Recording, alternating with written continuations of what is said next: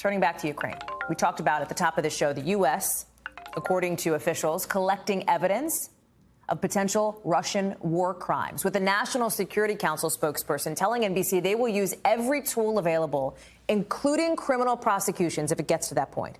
And you know the world's also watching, with the International Criminal Court opening an investigation into those allegations, specifically on the weapons Russia might be using. So we're breaking down exactly what those weapons are. Watch. This is brutality.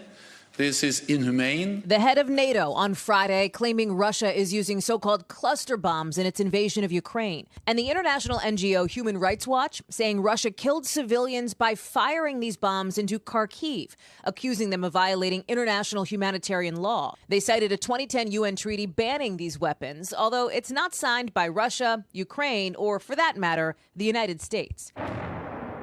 But what exactly are cluster bombs? Basically, they're rockets that open up in the air and let out smaller bombs that can hit a bunch of targets at once over a big area. But a lot of times they don't explode when they hit the ground. So rescue teams, like this one in Syria, have to clean up a threat that can last for a long time after the fighting. Russia's also accused of using vacuum bombs, sometimes called thermobaric weapons, like these the country has used in practice.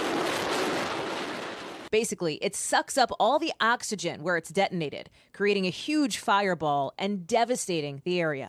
The Kremlin denies using any cluster or thermobaric weapons, and a senior U.S. defense official says they cannot confirm or deny their use. But some experts, looking at the devastation, call it like they see it. When you fire artillery into residential areas, when you bomb civilians, when you attack a nuclear power plant, you are committing war crimes.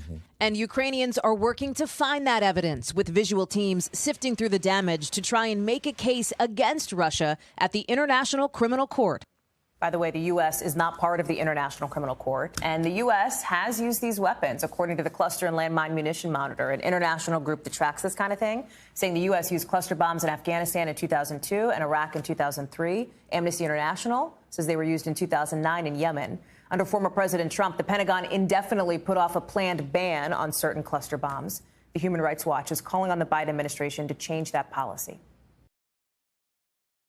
Thanks for watching our YouTube channel. Follow today's top stories and breaking news by downloading the NBC News app.